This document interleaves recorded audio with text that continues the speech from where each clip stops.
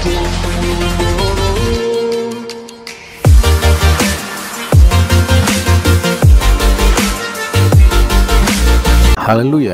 kita jumpa lagi dalam PHP Pemberi Harapan Pasti bersama saya dengan Pastor Jumadis Tumem. Bapak Ibu yang dikasihi oleh Tuhan, di dalam firman Tuhan di Yakobus 4 ayat yang pertama kita berkata, "Dari manakah datangnya sengketa dan pertengkaran di antara kamu? Bukankah datangnya dari hawa nafsumu yang saling berjuang di dalam tubuhmu?" Nah, Bapak Ibu yang dikasihi oleh Tuhan, saya percaya bahwa setiap kita mungkin pernah mengalami sengketa atau pertengkaran, mungkin antara pertengkaran dengan sahabat kita, atau kita bertengkar dengan kawan kita, atau kita bertengkar dengan sesama saudara kita, atau bertengkar dengan orang-orang yang lain. Nah, Alkitab berkata, dari mana sumbernya? Alkitab dengan jelas menuliskan bahwa pertengkaran dan sengketa itu datangnya dari hawa nafsu. Hawa nafsumu katanya. Hawa nafsumu ditulis dengan kalimat dalam bahasa yang lain yaitu hedonon. Hedonon artinya kenikmatanmu. Nah, inilah sumber sengketa atau sumber perpecahan atau pertengkaran yang sering terjadi baik antara suami dan istri, atau antara kakak dan adik, atau antara sahabat yang udah lama bersahabat. Karena hawa nafsumu.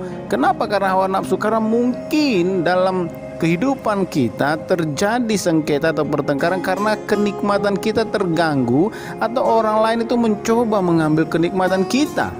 Jadi hawa nafsunya muncul. Apa contoh kenikmatan itu? Contohnya, saudara mungkin ingin dihormati, saudara nggak dihormati, saudara ingin diakui, saudara ingin memperoleh kuasa, atau saudara ingin memiliki uang yang lebih banyak, dan yang lain-lain. Nah, apabila semuanya itu tidak terpenuhi atau saudara tidak terjadi dalam kehidupan saudara, maka akan terjadi sengketa atau pertengkaran di antara kita. Nah, Alkitab dengan jelas berkata bahwa di Yakobus 4 ayat 1, hawa nafsu itulah atau hedonon itulah atau kenikmatanmu itulah yang akan menyebabkan sengketa atau pertengkaran. Kita lihat hari-hari ini banyak sekali keluarga demi keluarga pecah, kakak beradik pecah, sahabat yang sudah bertahun-tahun bisa pecah begitu saja karena apa? Hedonon ini, kenikmatannya terganggu. Maksudnya apa? Hawa nafsunya lebih daripada yang lain. Mari kita belajar dari kebenaran firman Tuhan ini, bahwa kalau kita mau sungguh-sungguh di hadapan Tuhan, kita harus bisa menekan hawa nafsu kita atau hedonon kita, yaitu kenikmatan kita. Bagaimana caranya kita menekan atau membuat hawa nafsu kita itu tidak membuat perpecahan di antara kita? Yang pertama yang harus kita sadari adalah kita harus menyadari bahwa hidup kita ini sudah berharga di hadapan Tuhan. Maksudnya apa? Saudara dan saya ditebus oleh Tuhan di atas kayu salib terhadap segala dosa dan pelanggaran kita. Engkau berharga di hadapan Tuhan. Engkau sudah berharga di hadapan Tuhan. Makanya engkau ditebus oleh Tuhan. Jadi kalau saudara dan saya sudah memahami bahwa hidupmu berharga, engkau tidak perlu penghargaan dari orang lain. Karena Tuhan sudah membuat kita berharga. Sebuah emas ataupun mutiara atau berlian tidak perlu pengakuan orang kecuali itu palsu. Kalau emas yang murni ataupun emas yang betul, atau berlian yang betul, atau mutiara yang betul, dia akan sendirinya punya nilai yang tinggi. Tidak perlu dipromosikan, dia akan terus memancarkan nilai.